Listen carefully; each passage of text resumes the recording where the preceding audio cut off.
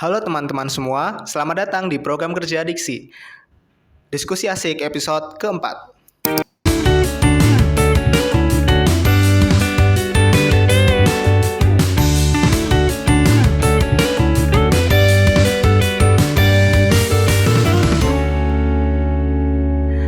Perkenalkan, nama saya Wahyu Laksanadi Putra dari bidang Medcominfo dan rekan saya.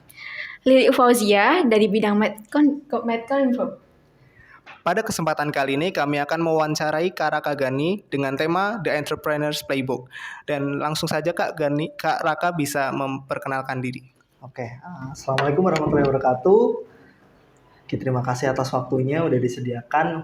Perkenalkan, nama aku Raka Gani Risyadi Binar. Aku adalah lulusan administrasi bisnis tahun angkatan 2018. Mungkin kayak gitu. Ya. Oke, berarti kalau sekarang ini lagi sibuk ngapain sih? Oke, utamanya ya, aku sedang sibuk di ngelola 3 bisnis. Alhamdulillah aku sampai sekarang udah punya 3 bisnis yang sedang aku jalani. Beda-beda bidangnya, utamanya tapi kebanyakan F&B ya. Dari kopi, dari seblak, sama dari barbershop kayak gitu.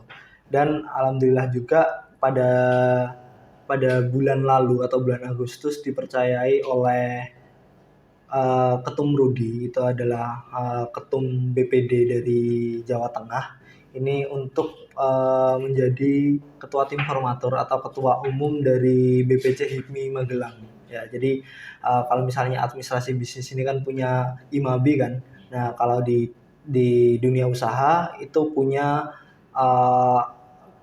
Himpunan Pengusaha Muda Indonesia atau HIPMI, seperti itu.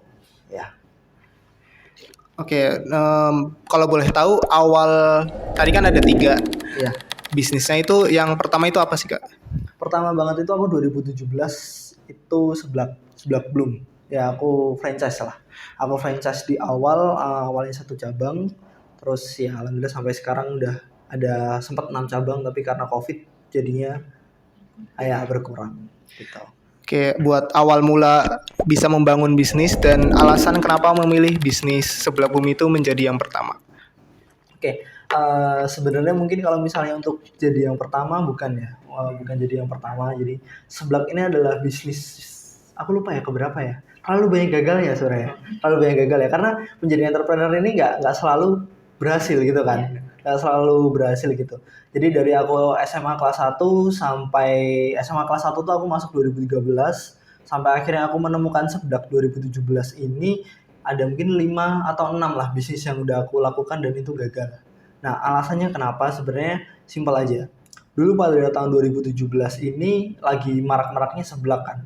Lagi marak-maraknya seblak, cewek di tahun 2017 siapa yang nggak suka seblak gitu kan. Nah, kebetulan berangkatnya ini sebenarnya dari pacar ya. Dari pacarku ini selalu ngajak makan seblak terus gitu. Terus waktu itu suatu ketika aku ke Bandung, aku ngerasain kok ada seblak yang enak gitu kan. Ada seblak yang enak di sana. Kok beda sama yang ada di Magelang. Nah, dari sini terus aku ceritalah ke pacarku, terus bilang, "Ya udah, aku pengen makan seblak yang enak, cariin gitu. Kalau enggak mulailah bisnis seblak gitu kan. Jadi biar aku kalau mau makan seblak gampang nih tiap hari gratis gitu kayak." Ya udah, sebenarnya awalnya dari situ. Karena bisa dibilang mungkin kalau dimasukin ke teori administrasi bisnis ini berarti ada demand-nya. Ketika ada demand ya aku kasih supply gitu. Simpelnya kayak gitu. Kenapa kok akhirnya mengawali dari seblak? Karena seblak itu juga flow-nya kan kencang, kayak bakso aja kan. Aku lihat di mana-mana kayak seblak cepot gitu. Datang pergi, makan pergi ya. Itu untuk perputaran uangnya kayaknya menurutku wah, ini tergiur lah kayak gitu. Kalau Zia sendiri suka makan seblak nggak? Ih, suka banget. Cewek nggak mungkin kan nggak suka seblak kan. Makanya di meme di luaran sana kalau ngambek ajak aja makan seblak. Sebenarnya kan kayak gitu kan. Iya. Emangnya bener gitu kan? Iya sih. Yang penting gratis gitu. Baik. Oke, tadi kan kakak ini udah membangun bisnis dari tahun 2017 ya, kalau bisa dibilang. Nah, terus masuk kuliah administrasi bisnis. Nah, itu tuh ada berarti ilmunya tuh bisa dipakai di waktu menjadi pebisnis itu ya kak? Iya, benar banget. Diselain dulu aja, apa udah? Udah. Oh, udah pelayan ya. Jadi gini. eh aku selain punya gelar eh SAB ya, sarjana administrasi bisnis, sebenarnya aku punya gelar yang aku sembunyikan. Ya, D3 ospek. Apa itu Kak? Ya, jadi aku adalah lulusan SMA tahun 2016. Muncul pertanyaan nggak kenapa aku baru masuk Adbis itu 2018? Kemana aku selama 2 tahun ya kan? Iya. Nah, jadi 2016 itu aku di farmasi UNS. Oh, Ya, iya. 2016 aku di farmasi UNS. Nggak lama, terus aku akhirnya memutuskan keluar gap year. Terus di tahun kedua aku masuk di psikologi UNES di Semarang. Itu aku 1 tahun karena ya sebenarnya cocok-cocok aja gitu kan, cocok-cocok aja, masih ada hubungannya terhadap bisnis. Nah tapi ada gejolak ketika bulan Juni apa Juli ini, ada gejolak bahwa eh, bisnis sebelah kan baru aja aku bangun kan. Nah baru aku bangun tepatnya 1 tahun yang lalu gitu kan. Nah pada tahun 2018 ini banyaklah masalah gitu kan. Awal-awal bisnis jelas pasti punya rintangan. Nah dari sini aku nggak bisa nih menyelesaikan solusinya. Ketika aku obrolan orang-orang psikologi apa? Ya ini ngobrolin tentang manusia kan. Iya. Nah dari sini aku berpikir aku nggak bisa gitu, aku nggak bisa kayak gini. Kalau memang aku mau hidup menggunakan bisnis yang aku punya, berarti aku harus punya ilmu di situ. Ilmunya. Nah dari sini aku jadi punya sebuah wawasan ya, sebuah kata-kata yang aku ilhami sampai sekarang dan aku influenskan ke banyak orang bahwa gini, untuk membuat bisnis itu tuh kita cuma butuh modal, uang gitu istilahnya. Uang, oh mau buka seblak dulu aku 14 juta. Terus aku masuk buat beli franchise, udah ya kan. Tapi untuk membuat bisnis itu sustain dan bisnis itu untuk membuat bisnis itu sustain dan untuk kita hidup dari bisnis itu kita butuh ilmu.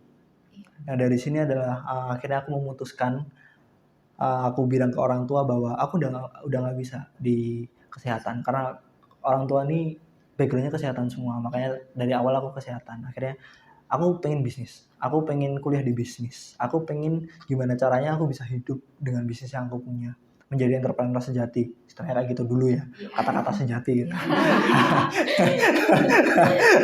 Nah dari situ akhirnya aku memutuskan untuk kuliah administrasi bisnis karena daripada manajemen, daripada akuntansi aku butuh administrasi bisnis gitu. Yang ini yang ya jelas akan apa ya? Aku dapat belajar banyak di sini dan implementasinya pun udah jelas karena aku punya bisnis kayak gitu. Oh, ya berarti tuh dengan masuk kuliah juga tuh awalnya udah punya tujuan ya. Aku mau jadi pebisnis nih, berarti kayak basicnya harus punya dulu kayak ilmu gitu kan. Iya benar banget. Jadi ya basic adalah ilmu. Aku memang dari dulu aku seorang akademisi sebenarnya kayak gitu. Tadi kan awal bilang kan kakak ini awalnya buka seblak ya. Iya. Terus apa sih yang mengawali akhirnya itu memberanikan diri buat buka bisnis-bisnis lain kayak coffee shop dan barbershop Barbershop, ya? iya, oke. Apa yang memberanikan diri ya? Sebenarnya karena dari 2017 sampai 2020 ini nih ada modal atau ada keuntungan yang dikompon ya, dikumpulkan keuntungan ini dikumpulkan.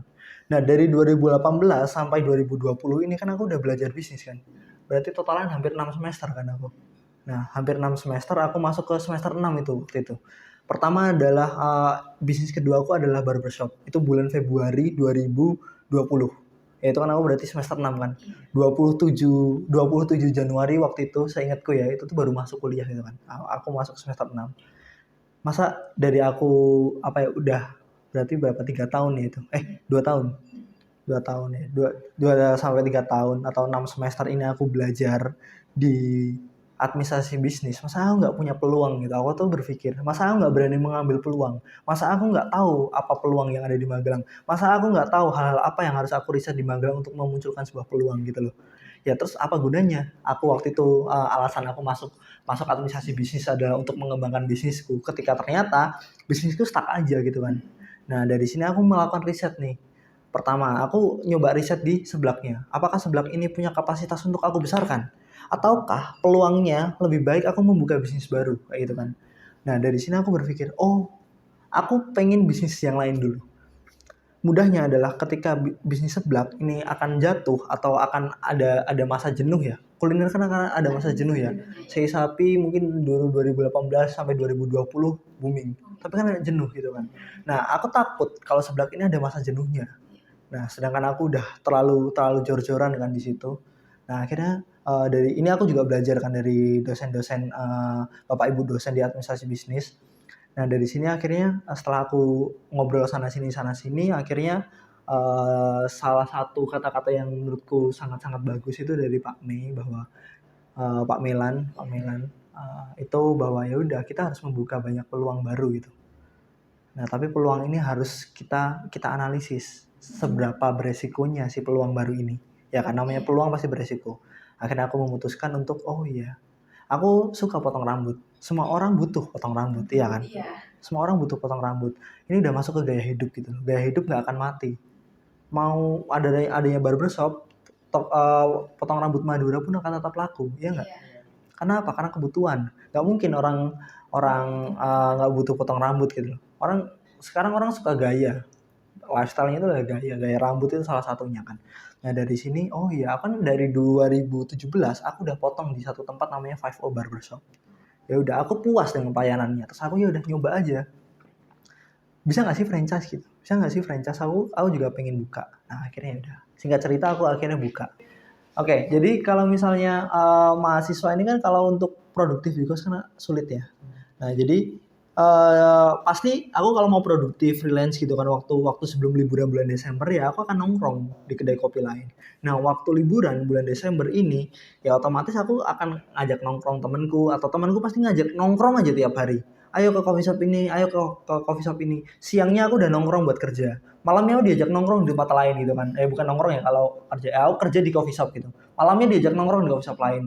Ini nih dari liburan kan 24 Desember 19 Desember waktu itu sampai akhir tahun ini kayak tiap hari aku bisa ke 3 tempat nongkrong gitu loh. Karena beda-beda. Kadang kan reuni itu, reuninya beda. Rak ayo sini, rak ayo ke sini kumpul. Nah dari sini aku berpikir kayak ya udah aku mau buat coffee shop aja. Tujuannya apa? Tujuannya adalah biar aku bisa buat kerja. Yang kedua, aku nggak mau nongkrong di luar. Daripada uangnya aku spend kan ke 3 coffee shop tiap hari, mending uangnya ini aku buat nomboi bisnis kopi, tapi itu punya aku sendiri. Jadi untuk aku, dari aku untuk aku gitu kan. Daripada aku spend kan ke tempat lain ya, mendingan uang ini buat nomboi bisnis yang aku bangun kan. Nah, dari situ sebenarnya. Jadi sebenarnya karena dari kebutuhan potong rambut dan kebutuhan tempat kerja. Istilahnya kayak gitu. 2 itu. Berarti kalau mau membangun bisnis itu harus pintar-pintar kayak nyari peluang, terus nyari riset pasar kayak benar banget. Benar banget. Yang tren apa, bisa dijadikan motivasi buat kita tuh bikin bisnis itu. Benar banget. Selanjutnya itu bagaimana cara kakak memimpin dan mengontrol ketiga usaha sekaligus agar berjalan dengan baik semua. Oke, FYI ya, ada satu bisnis sebenarnya yang nggak aku kontrol sama sekali. Kenapa? Jadi dari belajar di administrasi bisnis, aku jadi tahu bahwa sebenarnya skema-skema bisnis ini banyak hal. Nggak semua kita harus bisnis ini dari nol atau dari awal gitu kan. Nah ini idealisku ya, tapi kan mungkin banyak pandangan lainnya. Jadi gini, sebelah ini semi manajemen.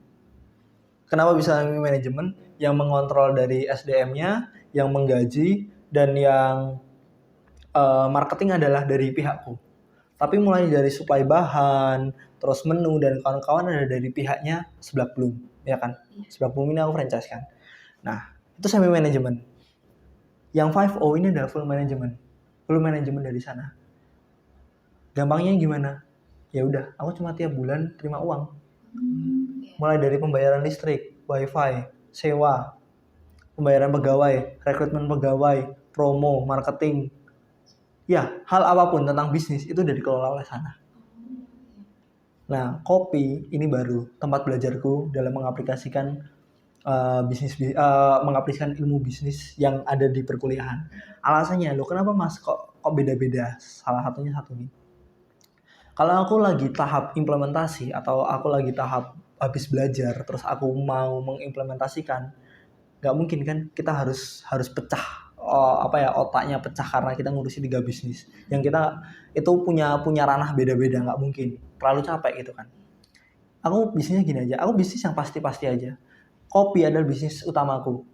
Kenapa? Ya karena aku belajar di situ. Aku implementasi. Aku ngajak teman-temanku untuk join. Ada gini. Aku mau membuat bisnis kedai kopi. Kamu orang marketing, kamu orang ilkom, ya udah kamu implementasi. Kamu punya ide, punya gagasan apa, lakuin. Ini sebagai istilahnya sebagai ya tempat untuk kamu membuat portofolio. Nah, tapi setiap membuat portofolio itu kan ada riskannya. Riskannya apa? Gagal, riskannya nggak laku atau hal-hal kayak gitu. Nah, aku punya fondasi lain. Fondasinya apa? Seblak dan 5O. Karena aku punya idealis gini. Janganlah pernah berdiri di meja dengan satu kaki. Ya kan? Nah, aku berawal, aku buka seblak dan aku buka lainnya. Itu karena aku juga menganut idealis ini. Kalau meja itu cuma punya satu kaki, ketika dia patah, yang ditampung di atas apa? Jatuh kan? Oke, ibarat ini meja ada berapa kaki? 4 kaki. Aku udah punya bisnis 3, ya kan? Ya, misalnya aku punya bisnis 4 kan. Harapannya aku lagi mau buka bisnis keempat. Ketika salah satu meja patah, apa yang terjadi? Apakah dia langsung jatuh? Dia hanya miring kan? Tapi akan tetap ada yang bisa ditampung di atasnya kan? Ya kan? Sampai apa? Sampai suatu waktu meja itu udah bener. Jadi dia bisa berdiri kokoh lagi, ya kan? Nah, idealis itu yang aku pertahankan dari sekarang. Jangan pernah terlalu spend money di satu hal. Itu kan sama, kayak mungkin kalau teman-teman di sini ada mengambil investasi, itu kan sama. Investasi jangan pernah punya satu portofolio. Kalau kamu punya uang, diversifikasi. Jadi kalau misalnya ada saham A itu turun, saham B naik. Nah, sama kayak gitu. Apa yang kita bawa di investasi, ya udah dibawa aja ke bisnis, itu sama kok, dan malah ternyata bagus gitu loh. Teorinya memang bagus, prakteknya pun ternyata bagus kayak gitu. Gitu. Jadi kopi ini yang menjadi tempatku belajar, tempatku bisa mengeksplorasi ilmu-ilmu, mengeksplorasi sebuah kebijakan tuh di sini. Seblak dan 5O ini adalah sapi perah istilahnya ya. Ya, sapi perah untuk menghidupiku, untuk aku hidup gitu loh. Nah, kopi ya untuk aku gaya hidup aja, istilahnya kayak gitu, simpelnya gitu. Apakah salah? Nggak salah. Ya kan ini bisnisku gitu, jadi nggak salah kan. Yang penting kan hidup, ya kan. Ya, selanjutnya, apakah pernah Kak Raka ini mengalami masa sulit saat berbisnis dan bagaimana cara menangani? Oke, pernah. Pada utamanya tahun 2015 ke 2016 ya. Aku pernah bisnis sewa alat tenda. Sewa tenda untuk naik gunung. Alat-alat naik gunung waktu itu masih langka 2015 kan. Nggak semua orang punya, mahal-mahal gitu kan. Nah, karena hobiku naik gunung, dari passion, ya udah, aku suka beli, aku sewain aja karena nggak naik gunung tiap hari kan. Aku sewain. Nah, itu bergulir, rugi. Maksudnya karena udah banyak persaingan atau udah banyak orang membeli tenda, aku berubah lagi ke kamera Xiaomi Gcam dan kamera GoPro gitu kan. Nah, dari sini kan juga semakin banyak orang akan ngebeli sendiri. Nah, ini menurutku masa-masa sulit yang yang dulu ini sulit banget buat aku. Tapi setelah aku belajar kuliah di administrasi bisnis, tapi nggak sulit. Sebenarnya flow dari bisnis kan kayak gitu. Itu namanya kan tren. Ya ketika trennya mau turun ya kita harus sebenarnya udah prepare gitu. Nah, masalahnya itu di situ dulu aku. Itu yang pertama. Yang kedua adalah pada tahun 2020 ini aku buka Berdikari Coffee di Jogja. Ini adalah masa sulit karena ternyata idealisku bahwa Berdikari Coffee ini udah terkenal, udah rame. Itu ternyata kalau dibawa ke Jogja lebih ke itu bukan passion ya, itu lebih ke bisa aku bilang prestis aja.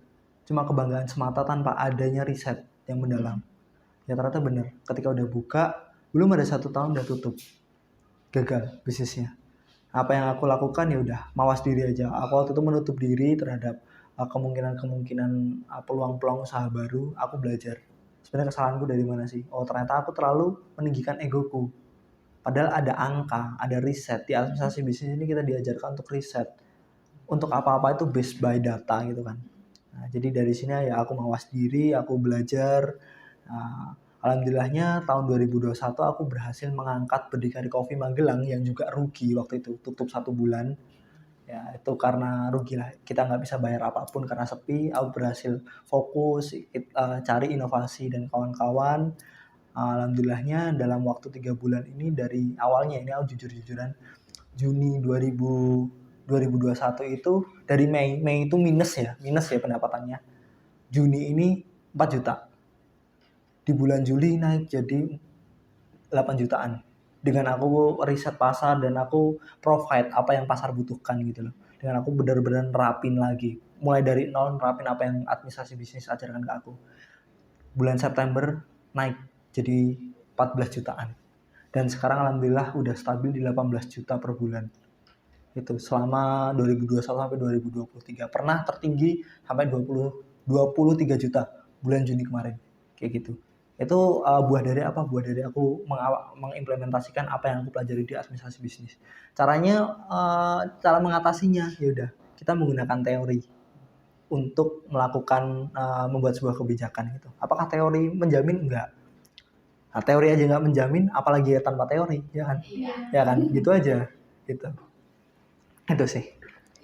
Berarti itu ilmu yang didapatkan sama kuliah itu juga bisa bermanfaat buat diterapkan di bisnis itu juga ya. Terus kalau misalnya lagi buat bisnis ataupun udah terbangun tapi ternyata kayak mengalami masa-masa sulit, ya jangan berhenti, kayak cari tahu kenapa sih gitu dan gimana solusinya. Iya, benar banget. Baik, untuk yang terakhir nih ya Kak, apa sih pesan yang bisa Kakak sampaikan buat teman-teman mungkin khususnya administrasi bisnis ya, yang mungkin masih takut buat bikin bisnis ataupun udah bikin bisnis tapi berhenti kayak gitu, ataupun gagal terus kayak yang udahlah nggak jadi kayak gitu. Oke. Ini mungkin jawabannya agak panjang ya. Jadi gini, buat teman-teman di sini ya, yang udah punya bisnis tapi gagal ataupun lagi mau memulai bisnis dan nggak tahu dari mana, ya. Kebetulan hari ini juga aku habis membahas tentang hal itu. Ya kan, membahas tentang hal itu, materinya adalah mulai dari mana gitu kan. Ayo, aku bantu merubah mindset dari bagaimana kita bisa berbisnis, ya kan. Bisnislah seperti negara Cina. Kenapa berbisnis dengan negara Cina? Gini, negara Cina ini, negaranya ini sangat support terhadap rakyatnya. Dia melakukan aglomerasi industrinya, ya kan, aglomerasi. Wuhan, itu kan tahu kan, waktu dia aglomerasinya industrinya udah fokus dengan apa. Kok bisa tercipta aglomerasi seperti ini? Kenapa? Karena itu adalah buah dari kebijakan pemerintah. Kebijakannya dalam bentuk apa? Pemerintah Cina ini tahu dunia ini sedang butuhnya apa, ya kan? Kalau dunia butuh apa, dari pemerintah ini ngebantu. Untuk apa? Untuk kita provide kebutuhan dunia. Kita akan menguasai kebutuhan dunia dengan produk-produk kita. Nah, simpelnya kalau kita masuk ke dalam tips dan trik ya untuk teman-teman, mulailah bisnis ini dari atas. Selama ini ya, mungkin kita belajar fundamental, ya kan? Kita belajar fundamental. Kita harus bagaimana riset membentuk tim, perhitungan modal dan kawan-kawan. Itu belajar memang harus dari bawah. Ingat ya, belajar memang harus dari bawah. Tapi apakah ada tuntutan dari dosen? Dosen ini kan mengajarkan kita untuk fundamental. Karena memang dari akademisi kita harus belajar fundamental. Biar kita punya teori dasar untuk kita mengimplementasikan sesuatu. Nah, tapi apakah ada tuntutan dari dosen ini untuk kita memulai harus dari bawah? Enggak kan? Dia hanya Bapak Ibu dosen hanya mengajarkan bagaimana untuk memulai, atau teorinya ini sebenarnya bagaimana. Nah, mindset yang harus kita rubah dan berusaha aku influence ke teman-teman adalah kita harus mulai dari atas. Dari atas terus gimana gitu kan? Dari atas kita cari pasarnya dulu. Mungkin kalau teman-teman di sini ya, ini sebenarnya teori udah lama, tapi sangat-sangat viral atau sangat-sangat diimplementasikan semenjak banyaknya kegiatan ekspor. Iya. Kenapa kok bisa menjadi salah satu hal yang merubah mindset berwirausaha? Jadi gini, nggak mungkin ya. Ini semuanya dari Jawa Tengah atau dari Jawa Barat? Jawa Tengah. Dari pedesaan atau dari kota? Ya, di pedesaan banyak kelapa, simpel ya. Oh iya. Orang kalau mau ekspor bisnis paling gampang apa? Kokopit. Iya kan?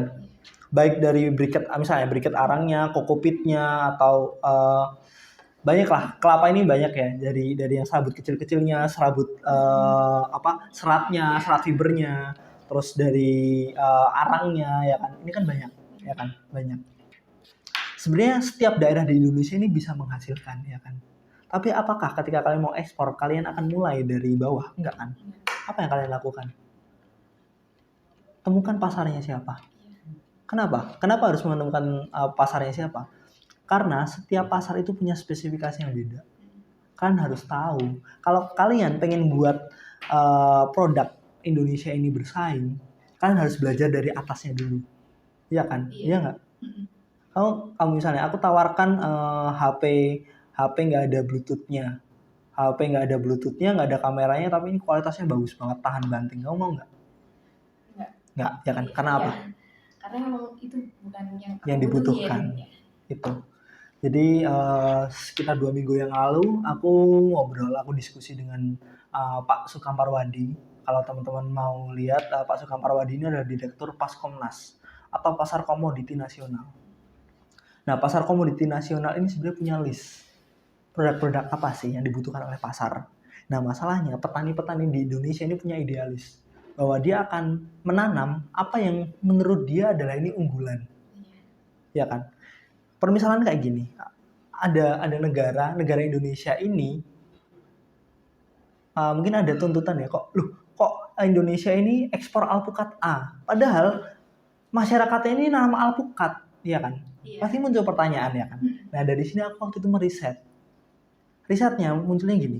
Sebenarnya pasar itu membutuhkan alpukat A. Tapi petani nanamnya alpukat D. Apakah kamu mau beli? Enggak. Iya.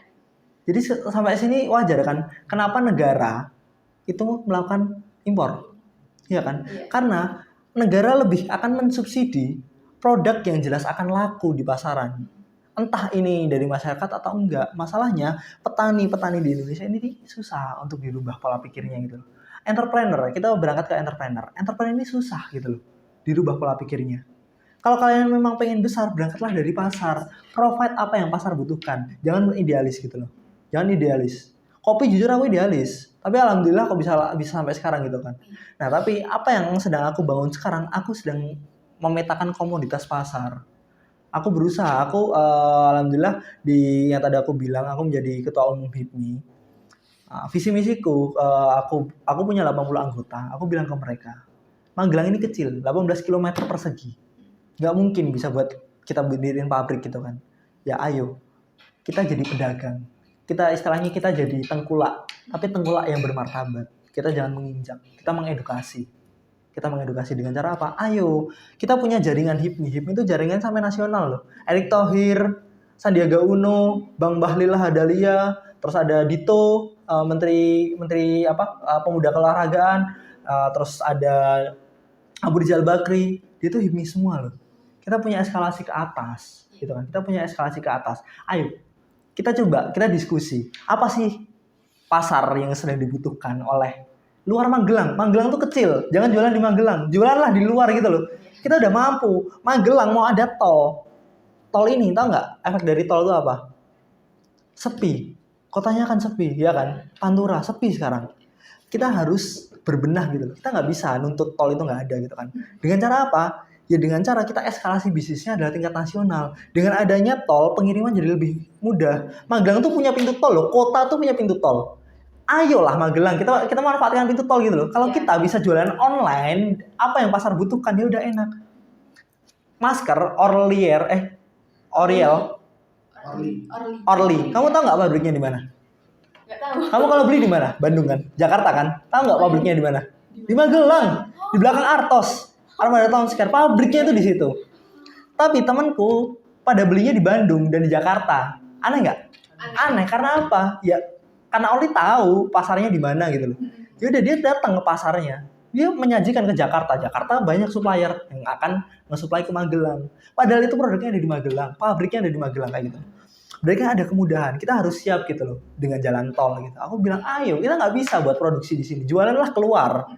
kita cari apa, orang Semarang butuh apa, orang Jawa Barat butuh apa, orang Jawa Timur butuh apa. Kalau jualan kerudung ya ayo jualan kerudung, tingkatnya adalah tingkat nasional. Kayak gitu. Kalau nggak bisa internasional, nasional dulu aja. Kita provide. Magelang 60 dari 100%, ya. Dari aku hasil diskusi dengan Pak Sukam tadi, dari 100% kebutuhan ikan di Jawa Tengah, 40%-nya ini masih impor dari Jawa Barat dan Jawa Timur. Aneh nggak? Magelang apakah susah buat ikan? Enggak. Ikan air tawar loh? Enggak. Tapi kenapa kita bisa impor? Karena apa? Karena nggak ada yang tahu pasarnya itu gimana. Kita berangkatlah dari pasar. Kalau memang teman-teman mau memulai usaha ya berangkatlah dari pasar. Salah satunya itu. Itu ada peluang loh, 40%. Kalikan aja, cari ada data kebutuhan berapa ton kebutuhan di Jawa Tengah. Ada 40% yang bisa kalian penuhi untuk membuka usaha. Jadi buat teman-teman kalau memang bingung nih mau mau usaha apa ya, ternaklah lele. Karena itu memang sekarang memang potensinya besar kayak gitu. Coba, ini ada datanya kok, buktikan aja kayak gitu. Jadi berangkatlah dari pasar. Gitu. Oke, setelah tadi kita berbincang-bincang seru nih ya tentang bisnis, tentang usaha kayak gitu. Nah, jadi buat teman-teman yang mau buka usaha atau yang misalnya lagi jalani suatu usaha, itu jangan takut buat keluar dari zona nyaman. Ketika kita gagal, kita juga nggak boleh berhenti. Kita harus nyari peluang-peluang yang lain, mungkin dengan bisnis baru ataupun evaluasi dari bisnis yang udah jalan tersebut. Atau enggak buat yang kalian yang misalnya mau bikin bisnis itu harus pintar-pintar riset pasar terlebih dahulu supaya produk yang kita bikin itu sesuai dengan yang dibutuhkan sama konsumen. Gitu ya Kak? Iya benar banget. Mungkin itu adalah pertanyaan terakhir dari acara Diksi ini, dan mau mengucapkan terima kasih banyak kepada Kak Raka Gani yang merupakan alumni dari Administrasi Bisnis angkatan 2018 ya.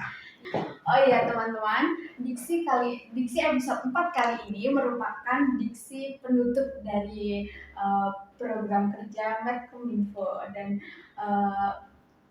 terima kasih atas kerjasamanya juga waktunya untuk menjadi narasumber di diksi yang terakhir ini. Semoga diksi-diksi dari episode pertama sampai yang terakhir kali ini bisa menambah pengetahuan, bisa menjadi ilmu buat kalian semua yang menonton, dan bisa diterapkan dari penjelasan-penjelasan yang telah disampaikan oleh para narasumber yang keren-keren ini. Amin. Mungkin kami akhiri. Wassalamualaikum warahmatullahi wabarakatuh. Dadah.